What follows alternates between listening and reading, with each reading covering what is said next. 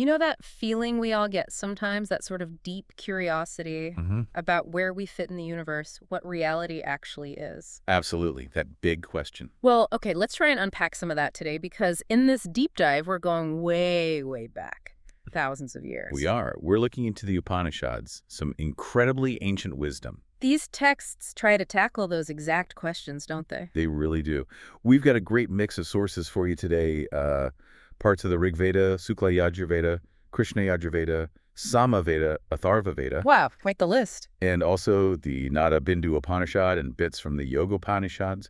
They all offer these, well, profound perspectives on the self, consciousness, creation, liberation, the big stuff. Right. So our mission, you could say, is to kind of pull out the core insights from these amazing texts. What do they tell us about existence, about knowing ourselves? Exactly. And we want to do it in a way that's, accessible, engaging, maybe spark some thoughts for you. Okay, so where better to start than the beginning, creation itself? Let's do it. The Rig Veda, in the sections we're looking at, it starts with this state of the absolute self, just alone, nothing else. Hard to even imagine, right? Just pure being. Completely. And then this self has a thought, like, let me create worlds. And boom, from that one thought, the Rig Veda says these different realms appear. Ambas, Marichi, Mara, Apa. Yeah, can you break those down a bit? It sounds quite complex. Sure. So Ambas is described as, like, beyond heaven, with heaven resting on it. Okay, Marichi is the sky, Mara is the earth, got it. and Apa are the waters, the realms beneath. It's this layered cosmos picture. So the universe, as they saw it, just unfolded from this single conscious source. That's a huge idea right there. It really is. And then the next step is fascinating, too. The self thinks, okay, how do I protect these worlds? Right, gotta have protectors. So the text says it gathers a form, kind of a human shape, out of the water. Gives it definition. That idea of life from water, it pops up everywhere in ancient thought, doesn't it? It does. And maybe the takeaway here is how linked we are, our very form, to those fundamental elements. Moving on a bit, the Krishna Yajurveda has this beautiful hymn to Hiranyagarbha. Ah, yes, the golden embryo. Right, born right at the start of creation from the Supreme. And this Hiranyagarbha becomes the one who, well, sustains everything, supports earth and heaven. It really gives you this sense of a radiant foundational source for, well, for everything. Yeah, like a universal principle of nourishment, maybe, Yeah. coming right from the origin. The Krishna Yajurveda also talks about dualities emerging, right? Like right and true, night and day. And the vastness of the sea, all from that same single, all-illuminating supreme, So even the opposites that seem to define our world. are fundamentally connected. Expressions of the same thing, maybe. It could be something for you, the listener, to mull over. How these opposites aren't really opposite at their root. Then there's this bit in the Krishna Yajurveda that feels almost personal. It says, Narayana desired to create people. Yeah, it's quite direct. And from that desire, everything just cascades out. Prana, the life force, Mind, body parts. the elements space, air, fire, water, earth, even the big gods like Brahma, Rudra, Indra. It's a really comprehensive picture, all from one initial desire or intention. The insight there could be about the power of intention, couldn't it? Even on a cosmic scale. That's a good way to put it. And the Samaveda really reinforces this unity. It states pretty clearly, Yeah. all things come from Brahman, dissolve back into Brahman, and are sustained by Brahman. So it's not just a one-way creation, it's cyclical. Exactly. That constant flow, that dance of coming and going, always connected to the source. The Samaveda also brings an right? That incredibly important sound. Huge significance, described as the very essence, the quintessence of the Vedas, the highest position. You hear it chanted everywhere, but understanding it as this fundamental essence. Wow. Wow. Yeah, it adds a whole other layer. And it points to the importance of sound, of vibration, as maybe a fundamental part of reality itself. Does the Samaveda link this to anything else specific in creation? It does, actually. It links the sun directly to Brahman. The sun is Brahman. This is the teaching. That's pretty direct. Very. And it uses this metaphor of the universe starting as non-existent, then becoming existent, growing, turning into an egg. An egg. Yeah, a cosmic egg that bursts open, forming the earth and sky, described as silver and gold.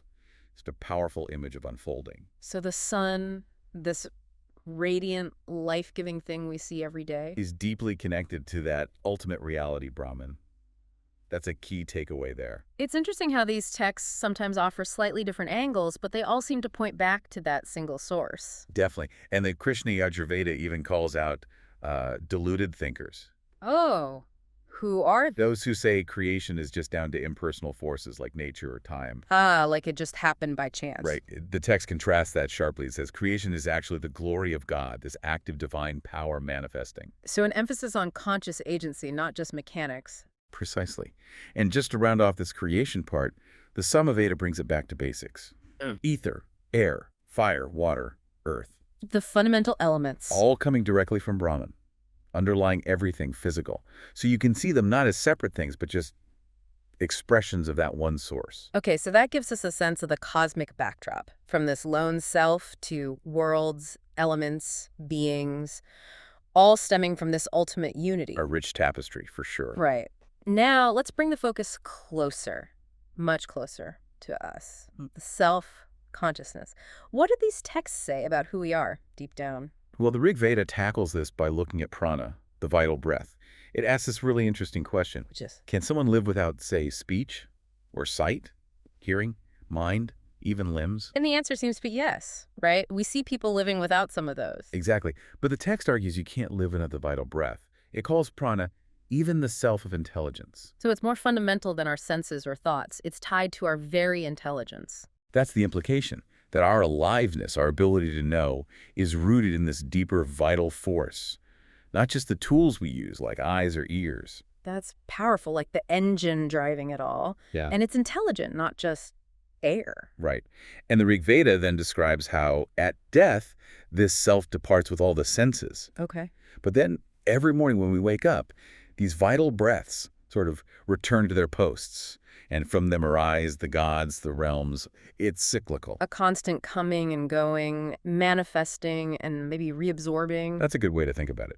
And it goes further, detailing how different parts of us, speech, breath, sight, hearing, mind, everything, are like portions taken out of it. Out of the fundamental reality. Exactly. And each inner aspect, like speech, has an outer correlate, like name. Sight has form, hearing has sound. So a mirroring between inside and outside. A deep connection, yeah. Yeah. Showing the subjective and objective worlds aren't really separate. Okay, then the Sukla Yajurveda introduces Brahman as something immediate, direct. Yes, the self that is within all. And this self is beyond all the stuff we usually worry about. Like what? Hunger, thirst, grief, getting confused, getting old, dying. It's presented as this pure, untouched core. So there's this perfect essence inside us, no matter what's happening on the surface. That's the idea. And building on that, it talks about the internal ruler, the Antaryamine. The internal ruler. Sounds serious. It's this concept of an intelligence within, guiding everything, this life, the next life, all beings, from the inside. Like an inner compass or guide? Sort of, but permeating everything. A profound idea of immanent guidance. The Krishna Yajurveda seems to echo this, saying the self is in the heart. Yes, resides in the heart, realized through knowledge, immortal, effulgent, shining its own light. And there's that image of the Purusha, right? The size of a thumb. Dwelling in the body, but lord of past and future. Tiny, yet totally encompassing. It suggests immense power packed into our seemingly small form. It really does. And to help us sort of analyze our experience, the Krishna Yajurveda lays out this sevenfold distinction. 7 parts. Okay. Yeah. There's pure Brahman, then God, the individual self, the knower, the means of knowing, like our senses, the object of knowledge, what we perceive, and the result, the understanding itself. It's like a structured way to think about how we know things. Exactly. Breaking down the knower and the known.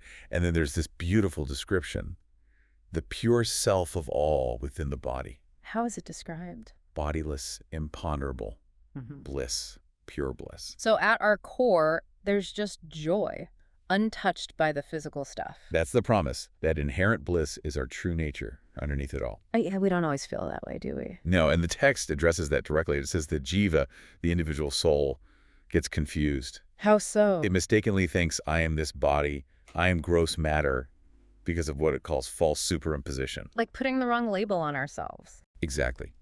Mistaking the temporary, the limited body for our true eternal self, which is Brahman alone, totally different from the body. And that mistake, that misidentification, That's the root of the problem. That's what they suggest. It's like seeing a shadow and thinking it's the real thing. That causes suffering. Okay.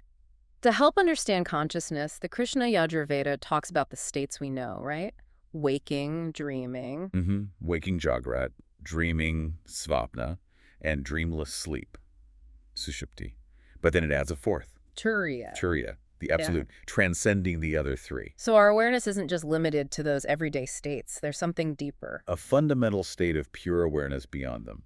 And related to this are the koshas. The sheaths, like layers. Yeah, the 5 sheaths covering the soul. Annamaya, the food physical body sheath. Okay. Pranamaya, the energy sheath. Manomaya, the mind sheath. Vijnanamaya, the intellect sheath. And Anandamaya, the bliss sheath. Like peeling an onion to get to the core self? That's a great analogy. It shows our sense of self isn't just physical, but has these layers of energy, thought, intellect, even bliss, inviting us to explore them. The texts give us a lot of terms for the self, don't they? Karta, Jiva, Sakshi. A whole vocabulary. Karta, the doer. Jiva, individual self. Shitrajna, knower of the body field. Sakshi, the witness. Kutasta, and Taryaman again. Kutasta, unchanging. And Antariyaman, internal ruler. Prachagatman, inner self. Paramatman, supreme self. Atman itself. And Maya, the illusion. It's like a map of our inner world. Showing how complex the idea of self really is. Exactly. Layers from action right up to ultimate reality. And here's a really crucial point they make. What's that? Egoism, that strong sense of I am this separate individual. Yeah. That is the bondage of the soul. It's cessation, letting go of that ego. That is moksha, liberation. And what causes the egoism in the first place? Avidya, ignorance of our true nature. Vidya, true knowledge, is what dissolves it. So feeling separate is the cage, and understanding our connection is the key. Beautifully put. That's the core insight. Going back to those states, waking is just experiencing the world through senses and mind. Right. Gross objects, external world. Dream state is then experiencing desires, impressions, but internally. No external input needed. Okay. And dreamless sleep? Total shutdown of senses and mental activity. Just quiet. Highlighting how drastically our reality shifts depending on our state of awareness. Definitely. And the Samaveda really stresses the mind's role here. How so? It says the mind, as it usually is our worldly experience. But purify it. And then? Then the effects of past actions dissolve, good and bad. You can rest in your true self, experience that boundless bliss we mentioned. So purifying the mind is transformative. Hugely transformative. The Sukla Yajurveda adds that the mind gets bound by its old patterns, its impressions, or samskaras. Like grooves worn into it. Good analogy. Yeah. Liberation comes when it's freed from those grooves, Right. untangling ourselves from the past. And it also mentions desire, right? Letting go of desires. Yes, giving up all desires that pop up in the heart leads to liberation. Mental discipline, detachment, they're key. And finally, in this section, pratyahara from the Samaveda. Ah, yes, a vital yogic practice. It means drawing the senses inward, away from distraction. Okay, focusing internally. But here's the really interesting part.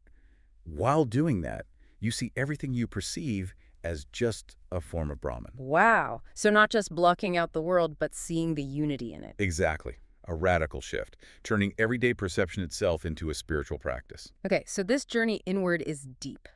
From the breath to consciousness, layers of self, states of awareness, all pointing towards our connection to Brahman and away from ego. A profound map of the inner territory. Right. So if that's the journey, what's the destination? Let's talk about death and liberation moksha. Okay, the Sukla Yajurveda addresses death quite directly. It says when someone dies, Yes. their subtle self-carrying consciousness, karma, actions, past experiences, it leaves the body. And goes where? Towards forming a new body. It's part of the cycle of rebirth, driven by our desires and actions. So death isn't necessarily an end, but a transition in a bigger cycle. For most, yes.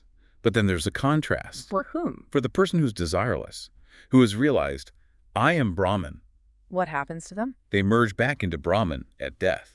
No departing senses, no rebirth, just complete unity. The illusion of separateness dissolves. So breaking the cycle is possible through that self-realization. That's the ultimate promise.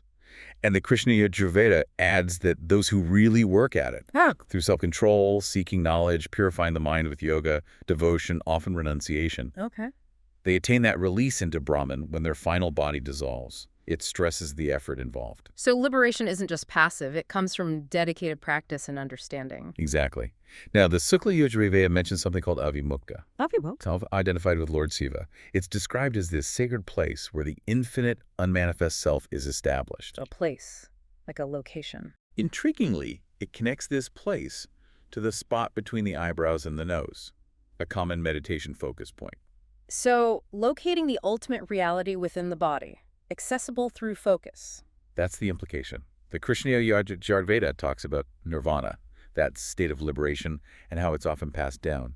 Through teachers, a lineage. Yeah, highlighting both personal realization and maybe the value of guidance. It also describes the path of the monk, the mendicant. Giving up everything. Right. Renouncing possessions, living on alms, as a direct way to realize Brahman, showing the importance of inner work and perhaps tradition. Does it mention other paths for people not living as monks? Interestingly, yes. The Krishna Yajurveda suggests other ways, like facing death bravely in battle, detached, or even fasting unto death. Really? It seems to suggest that intense detachment, however achieved, can be a powerful catalyst for liberation. So the core is the detachment, not necessarily the specific method. That seems to be the insight. And the Samaveda brings in the Jivan Mukta. The liberated while living. Exactly. Someone who lives in the body but isn't thrown around by emotions or worldly stuff. The text makes it clear. Attachment binds you. Detachment frees you. So liberation isn't just after death, it's a state you can be in now. Absolutely. Mhm. And the Krishna Yajurveda says the best way to get there is sense control and calmness of mind. Supreme means Mastering the inner world, finding that stillness. that inner peace and self-control are crucial for freedom. And it adds that knowing the bliss of Brahman makes you fearless. Knowledge dispels fear. Makes sense. And Samaveda defines true knowledge as seeing non-difference everywhere, and deep meditation as freeing the mind from chasing sensory objects. So understanding removes fear, and practice removes limitations. Well put. Now, the Nadabindu Upanishad gets quite practical about living after you gain self-knowledge ad majnana. How so? It talks about prarabdha karma. The karma that's already playing out in this life. Exactly. It says the person with self-knowledge lives through that prarabdha without complaint, without attachment, accepting what comes, but rooted in their true nature. Living with equanimity even if things are difficult because of past karma. That's the idea. But then it says something even more profound. Which is? That prarabdha doesn't really affect the pathvajnani, the one who knows the truth. Why not? Because they understand the body itself is ultimately unreal, like dream experiences that vanish when you wake up. Oh, okay. So when ajnana, ignorance, ceases, the whole cosmos as we perceive it disappears, like waking from a dream. Wow. So true knowledge actually changes your perception of reality itself. Fundamentally alters it. Yeah. So liberation is the state of being deep knowledge, detachment, freedom from the cycle, potentially realized while alive. Breaking free from karma and that illusion of being separate. Okay, now there's a specific method mentioned that sounds fascinating. Inner sound, nada. Yes, a very powerful practice described, especially in the Yoga Upanishads. It involves focusing intently on a subtle inner sound. Not external noise. No, nada. Heard, it says, in the right ear. You consciously direct your attention inward to this subtle vibration. And that's the goal. Consistent practice is said to gradually pull all your attention away from the outside world, leading you towards that Turiya state, the fourth state of pure consciousness. Using inner sound as a direct path to higher awareness. Exactly. And the texts describe how these sounds change as you go deeper. How so? Starting with grosser sounds like ocean waves, clouds, thunder, then getting more subtle. Like what? Waterfalls, drums, bells, eventually flute sounds, even a whispering sound. It's like refining your listening. Peeling back layers of sound to get to something fundamental. That's the feeling. And the instruction is key. Focus on the subtle sounds, even if louder ones are there. Train the mind to discern and rest in those finer vibrations. The sustained, focused attention is the tool here. Absolutely. The Nadabindu Upanishad really hammers this home. Concentrate on the sound that can actually dismantle the mind's chatter. A sound that quiets the mind. That's the idea, a tool for stillness.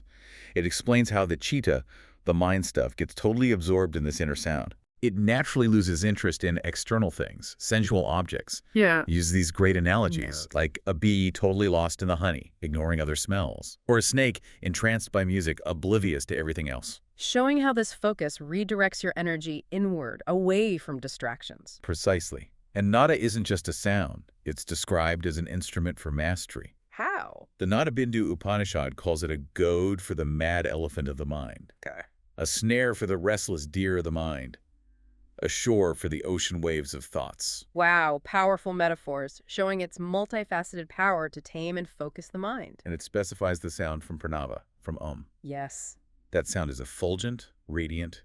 Focusing on that luminous sound absorbs the mind, leading it towards the supreme seat of Vishnu ultimate reality. So a direct link between Om sound and the highest state. That's what's suggested. Now, here's a crucial point made in both Nadabindu and the Rig Veda bits we have. Go on. This inner sound nada, it exists up to a certain point, the Akashic conception, like the edge of subtle space or cosmic ideation. And beyond that. Beyond that is the soundless Parabrahman, the absolute reality, Paramatman. So even this profound sound is a step towards something beyond sound. A stepping stone, exactly. The mind exists as long as the sound is there. Yeah. When the sound stops, The mind. reaches the Unmani state, beyond the mind itself. The sound merges into the Akshara, the indestructible. That soundless state is supreme. So the perception of sound is linked to the mind's existence, and stopping the sound transcends the mind. That's the direct link they draw. And through this concentration on nada, the Nadabindu Upanishad says, the mind, prana, karma, it all gets absorbed Into what? into that pure, unstained oneness, dissolving the limited self into the infinite. A purification and merging process through sound meditation. Yes. It even says countless nadas and bindas, subtle sounds and energy points, get absorbed into the main Brahma Pranava sound, the Om vibration. And the person who achieves this, the yogin, Is freed from all states, all thoughts, remains like one dead to the world but fully alive within, amukta, liberated. achieving ultimate transcendence through this practice. That's the description. And a practical sign of progress. What is it? You gradually stop hearing external sounds, even loud ones like a conch or drum. It shows complete inward focus. So nada becomes this direct vehicle drawing the mind in, transcending limits, reaching the soundless reality beyond. A powerful testament to inner awareness and subtle energy. Absolutely incredible. Okay, so we've covered creation, the self, liberation, the role of sound. But the texts also give practical advice, right? Yoga and specific practices. Definitely do. While we can't cover every single term exhaustively, that would be another deep dive, we see lots of references. Like what sort of things? Ajapa Gayatri, the unrepeated mantra. Samadhi, deep absorption. Yeah. Pranayama, breath control. Mudras like Kachori, tongue lock. Bandhas, energy locks like Mahabandha. Laya yoga, hatha yoga. Yes, Laya Yoga, dissolution. Yeah. Hatha Yoga, force balance. They appear throughout the Sukla Yajurveda, Krishna Yajurveda. It shows a whole system was in place. A toolkit for spiritual growth. Exactly. And a core practice mentioned often, especially in Sukla Yajurveda, is just consistent meditation on the self, within yourself. Without distractions. Completely free from distractions. Just that unwavering inward focus.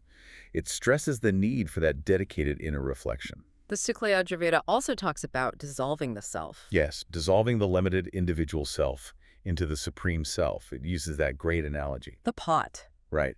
The space inside a pot just merges with the universal space when the pot breaks. Yeah. A vivid way to grasp non-duality. Transcending our limited identity by seeing we're already part of the infinite. Precisely.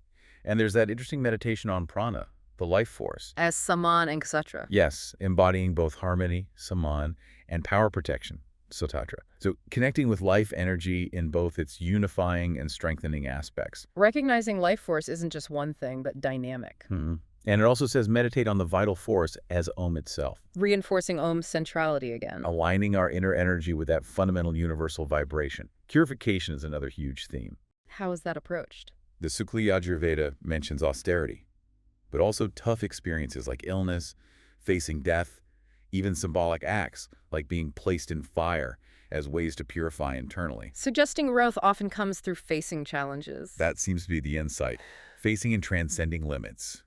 The Krishna Yajurveda gets very practical about obstacles to yoga. Oh, yeah.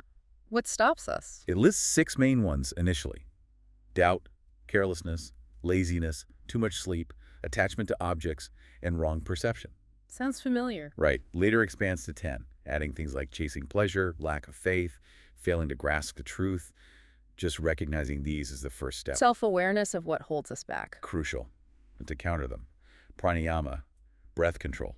But with a specific focus. Yes. Practice with a mind firmly fixed on truth. using breath to focus the mind and connect to reality. That connection between breath, mind, and truth again. It's central, and specific techniques are mentioned, like Mula Bandha. The root walk. Yes, contracting the pelvic floor muscles. It's described as helping to raise apana, the downward energy, part of a system of internal energy work. Using physical techniques to direct subtle energy. That's the idea. And it mentions kundalini, too. The coiled energy at the base of the spine. Yes, being heated by practice, rising up, and piercing the Brahmagranthi, a psychic knot representing limitations. Imagery of awakening and moving energy upwards. A powerful concept of dormant potential within us, awakened through practice. The Krishna Yajurveda also outlines 4 stages of meditating on Om, pranava. 4 stages. Arambha, beginning, Gata, unification, Parichaya, familiarity knowledge, and Nishpati, consummation realization. Showing progress unfolds in steps. So mastery comes gradually. Seems so. And for meditation practice itself, it recommends the Padma posture, lotus position, And the environment. a place that's pure, pleasant, distraction-free. It even suggests specific breathing patterns like inhale right nostril, exhale left, and breath work to purify the skull, the mind. So physical discipline and a good setting are important too.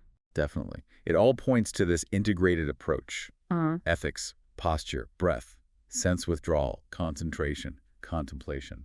All vital parts of the journey to self-realization and liberation. It's a really comprehensive toolkit, isn't it? From ethics and posture to breath and sound. Clearly a path of conscious effort and deep exploration. Indeed. And one that's resonated for thousands of years. Absolutely. Well, as we start to wrap up this deep dive, maybe we can quickly summarize some of the main threads we've pulled. Sounds good. We've definitely touched on the interconnectedness of everything through Brahman. Right, that underlying unity. And the complex, layered nature of our own self and consciousness. The whole cosmic cycle of creation and dissolution. And the path to liberation, moksha, through knowledge and practice. And not forgetting the powerful role of inner sound, nada, in transformation. It's amazing how relevant these ancient texts still feel, tackling those huge questions about existence, who we are, our place in it all. They really do speak across time, addressing that universal human search for meaning. So maybe a final thought for you, listening in. Which of these big ideas resonates most with you right now? That's a great question to ponder. Is it that idea of unity? Or the layers of consciousness, the possibility of liberation in this life? Or maybe that inner world of sound? We really encourage you to maybe explore whichever concepts spark something for you. Think about what it might mean for your own life, your own journey. Yeah, continue your own personal deep dive into these mysteries. Maybe reflect on that feeling of separation we often have. Or think about the potential of just focusing your awareness inward. There's so much there. An inexhaustible landscape, as you said earlier. It really is. It truly is. Well, thank you so much for joining us on this exploration of the Upanishads. It's been fascinating. A real pleasure. Until our next deep dive, keep seeking, keep questioning, and keep exploring.